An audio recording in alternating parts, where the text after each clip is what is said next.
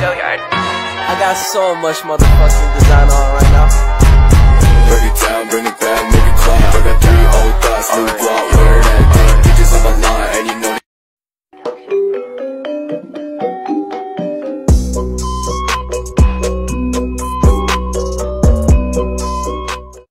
A few moments later. Assalamualaikum warahmatullahi wabarakatuh.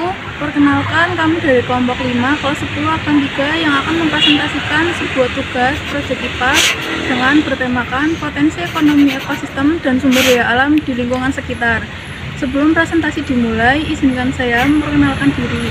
Perkenalkan, nama saya Lamia Septiara selaku moderator dari kelompok 5 yang akan mempresentasikan dengan judul materi potensi ekonomi. Perkenalkan, nama saya Ria Staningrum. Saya akan mempresentasikan dengan judul materi komponen ekosistem. Perkenalkan, nama saya Kesha Marani yang akan mempresentasikan dengan judul materi jenis-jenis ekosistem.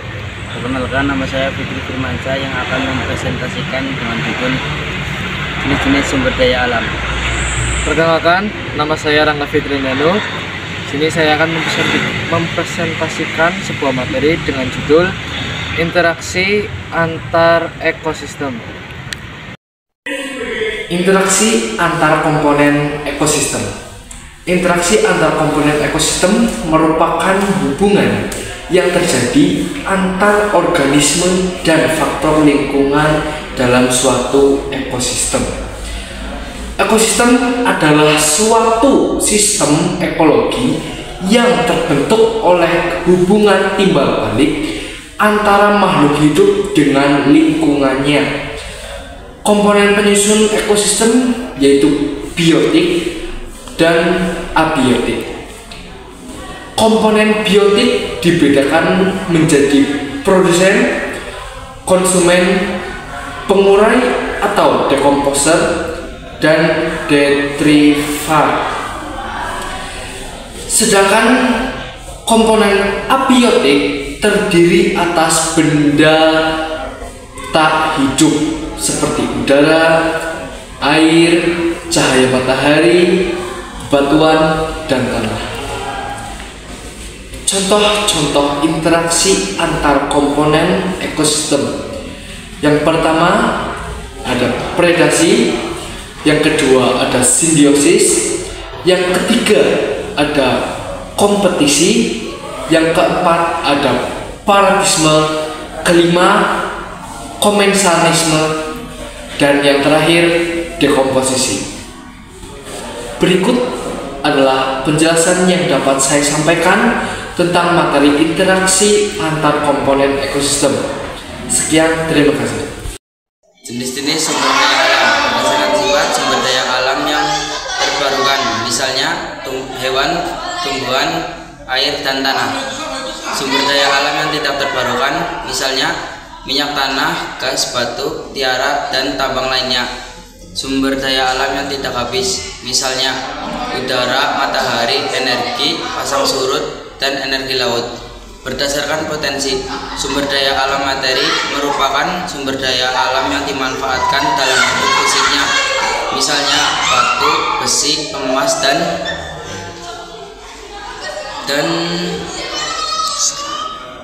serat kapas dan sebagainya. Sumber daya alam energi merupakan sumber daya alam energi yang dimanfaatkan energinya, misalnya batu bara, gas bumi, air terjun, dan sinar matahari. Sumber daya alam ruang merupakan sumber daya alam yang berupa ruang atau tempat hidup, misalnya area tanah dan angkasa. Berdasarkan jenis sumber daya alam non hayati disebut juga sumber daya alam fisik, misalnya tambang, tanah, air, dan kincir angin. Sumber daya alam hayati merupakan sumber daya alam yang berupa makhluk hidup, misalnya hewan, tumbuhan, dan manusia.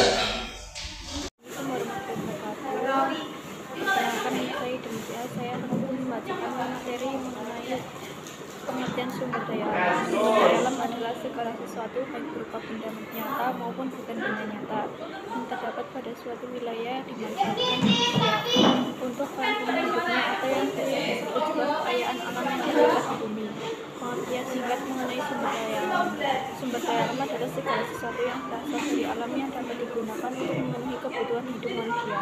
Mengelompokkan SDA dibagi menjadi dua jenis, yaitu SDA hayati dan SDA hayati. SDA hayati adalah SDA yang berasal dari makhluk hidup. Ada pula contohnya seperti telur, sayuran. SDA hayati adalah SDA yang bersumber dari makhluk hidup yang ketersediaannya dapat digunakan untuk seluruh makhluk hidup. Contohnya tanah, hasil tambang, air, angin.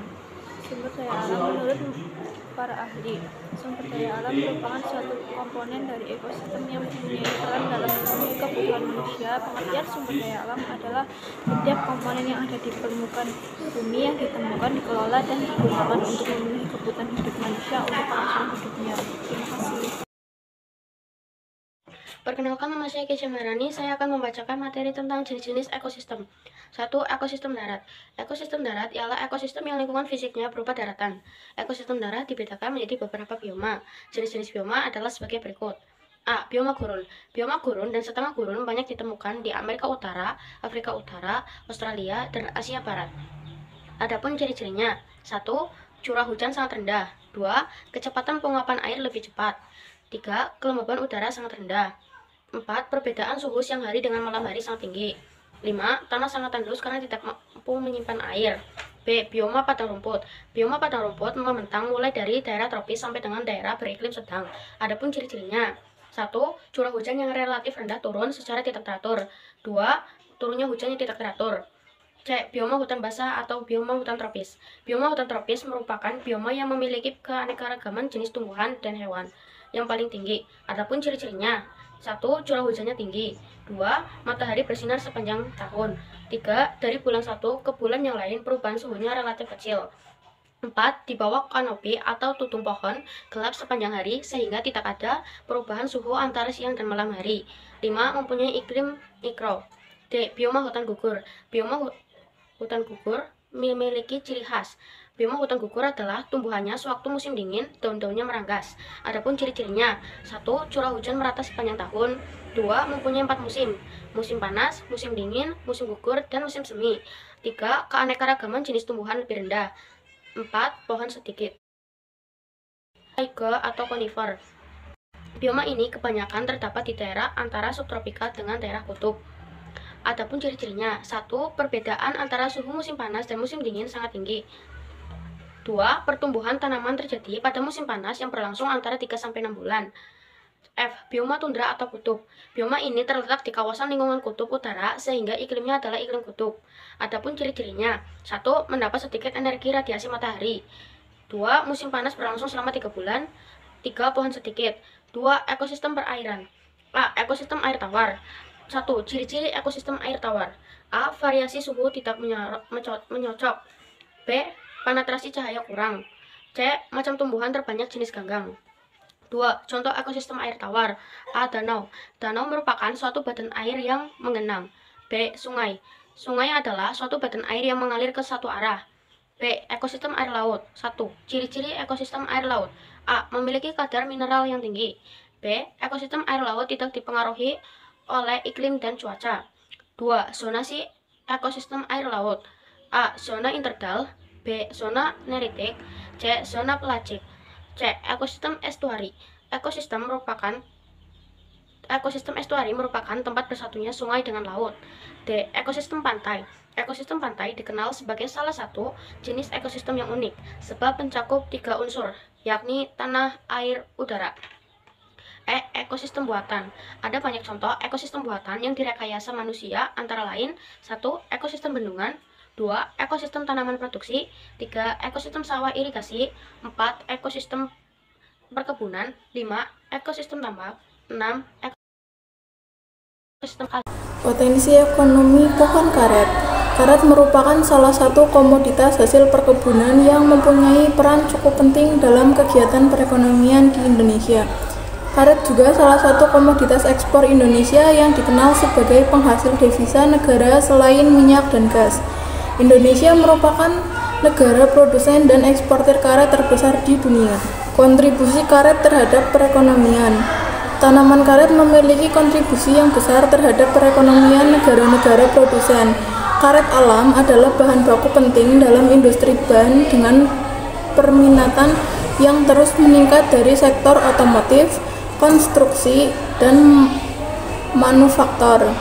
Ekspor karet juga menjadi sumber pendapat devisa yang penting bagi negara-negara produsen karet. Agroindustri karet. Industri karet tidak hanya terbatas pada produksi karet mentah, tetapi juga mencakupi berbagai kegiatan agroindustri seperti pengolahan karet, produksi produk, turunan atau karet alam terproses, dan pemanfaatan limbah karet untuk menghasilkan produk bernilai tambah seperti bahan bakar alternatif dan produk karet rekayasa. Diversifikasi produk karet. Industri karet semakin mengarah pada diversifikasi produk, di mana karet digunakan sebagai bahan baku untuk berbagai produk seperti ban, selang, karet industri, karet rumah tangga, dan produk karet lainnya. Diversifikasi ini tidak hanya memperluas pasar, tetapi juga meningkatkan nilai tambah produk karet. Komponen ekosistem. Komponen ekosistem adalah sistem alam yang dibentuk dari interaksi antara makhluk hidup. Komponen ekosistem dibagi menjadi dua, yaitu komponen biotik dan antibiotik. Komponen biotik adalah komponen yang tergolong dalam makhluk hidup. Terdapat peranan dalam komponen biotik, yaitu 1. Produser, 2. Konsumen, dan 3. Pasar, dan 4. Distributor. Cara memperoleh makanan dengan komponen biotik. 1. Autotatif atau menyiapkan makanan sendiri, contohnya tumbuhan hijau. 2. Heterotrof adalah memanfaatkan sisa makanan, contohnya berbagai jenis makanan. Komponen abiotik adalah komponen yang tergolong makhluk tak hidup, contohnya air, tanah, iklim, dan cahaya matahari. Oke teman-teman, terima kasih sudah menonton videonya. Waduh, gaya banget sih lo. Kebanyakan nonton